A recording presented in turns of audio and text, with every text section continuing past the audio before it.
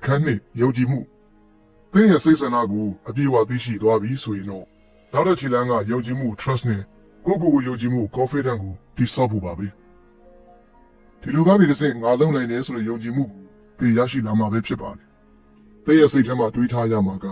သင်ရဲ့ချမ်းသာမှုခီးစဉ်ကအရန်ကိုရှိနေပြီးတော့အခက်အခဲတွေအများကြီးရှိတယ်ဆိုတာပါပဲဒီလိုခီးရှည်ကြီးတဲ့မှာသင်ကိုယ်တင်တန်တရားဖြစ်နေခဲ့မယ်ဆိုရင်သိမကြခင်မှာပဲသင်ကရည်မှန်းချက်ကိုအရှုံးပေးလည်းမလွဲမသွေပါတက္ကနာကကြာရှုံးမှုကသင်ရဲ့အကြီးကရန်သူပါပဲဒီနေရာကမိတ်ဆွေရည်မှန်းချက်ကမဖြစ်နိုင်ဘူးလို့တွေးမိစေနေပါတယ်ကိုယ့်ရဲ့ယုံကြည်မှု confidence ကိုမြင့်တင်နိုင်လေကိုယ့်ရဲ့ပန်းနိုင်ကိုမရောက်နိုင်ဘူးကအခွင့်အရေးနည်းလာနေကိုယ့်ရဲ့ငါလုံနိုင်တယ်ဆိုတဲ့ယုံကြည်မှုကပိုပြီးတိုးလာလေပဲဖြစ်ပါတယ်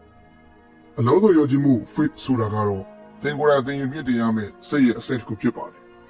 သင်ကအလုပ်တစ်ခုကိုထပ်လုပ်ကိုင်နေမယ်ဆိုရင်ဒီအလုပ်ပေါ်မှာသင်ယုံကြည်မှုရှိလာမှာပဲဖြစ်ပါတယ်အလားတူကိုပဲအတွေးတစ်ခုကိုထပ်တွေးတောနေမယ်ဆိုရင်ဒီအတွေးကသင်ရဲ့မသိစိတ်တဲ့အထိရောက်ရှိသွားပြီးတော့တပည့်ပချင်းစတိုက်တွေးတောနေတဲ့အတွေးစဝတ်တစ်ခုဖြစ်လာပါလိမ့်မယ်ဒါပေမဲ့ဒါကြီးကမကောင်းတဲ့အတွေးမျိုးနဲ့ဖြစ်လာနိုင်ပါတယ်ဘာကြောင့်လဲဆိုတော့ဒီကစားအတွေးကအကောင်းမြင်တဲ့အတွေးမျိုးဖြစ်နိုင်ပြီပဲ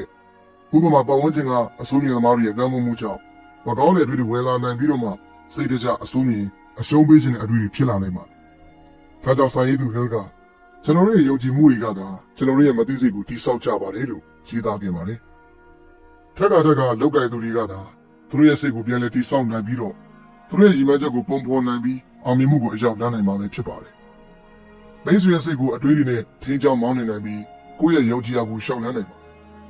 ဒီနေရာမှာလည်းအကောင်းမြင်စိတ်ကယုံကြည်မှုတစ်ခုကိုတိဆောက်ဖို့အတွက်အကောင်းဆုံးဖြစ်တဲ့အပြင်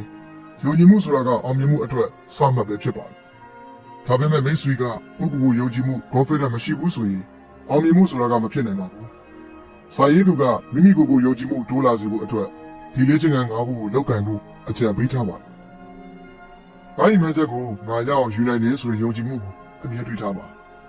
ပြီးတော့ဘလို့ကိစ္စတွေပဲပေါ်လာပါစေဒီယုံကြည်မှုကိုမပြတ်ရင်းသွားပါစေနဲ့သင်စိတ်ထဲဝင်လာတဲ့အစိုးမြင်ဝါဒတွေကသင်ရဲ့အစီအစဉ်တွေကိုနာမည်သွားစေနိုင်ပါလေ။ဒါကြောင့်ဘယ်လိုလူမျိုးဖြစ်ချင်လဲဆိုတာကိုနေ့စဉ်နိုင်ဝက်လောက်အချိန်ပေးပြီးစဉ်းစားပါအဲဒီတော့နေ့စဉ်10မိနစ်လောက်ကိုယ့်ကိုယ်ကိုယုံကြည်မှုတိုးလာစေဖို့အာရုံစိုက်ဆောင်ရွက်ပါသင်ရင်မချက်ရဲ့အသေးစိတ်ကိုချရေးပါပြီးတော့ပန်းတိုင်းကိုမရောက်မချင်းလုံးဝအရှုံးမပေးပါနဲ့ဒီနေရာမှာတခုတွေးရမှာကသင်ရဲ့ရင်မချက်တွေကိုရရှိဖို့အတွက်မမျှတတဲ့နည်းလမ်းတွေကိုအသုံးပြုခဲ့မယ်ဆိုရင်တော့သင်ရရှိထားတဲ့အောင်မြင်မှုတွေကရည်ရည်ပြမှာမဟုတ်ဘူးဆိုတာပါပဲဒါကြောင့်အလုပ်လုပ်နေရင်သင်တွေးထားရမှာကတော့လူတွေအားလုံးအတွက်အကျိုးရှိမဲ့အလုပ်ကိုပဲလုပ်ဖို့နဲ့အစိုးမြင်စိတ်မကောင်းတဲ့စိတ်ကိုမထားဖို့ပဲဖြစ်ပါတယ်အခန်းသုံးအလိုအလျောက်အကြံပေးချက်များဆိုတာကတော့ကိုယ့်ကိုယ်ပြန်ပေးတဲ့အကြံပြုချက်တွေပါပဲဒါကလူတစ်ယောက်ရဲ့သိစိတ်နဲ့မသိစိတ်ကြားကအချင်းကာလလေးတစ်ခုလိုပါပဲ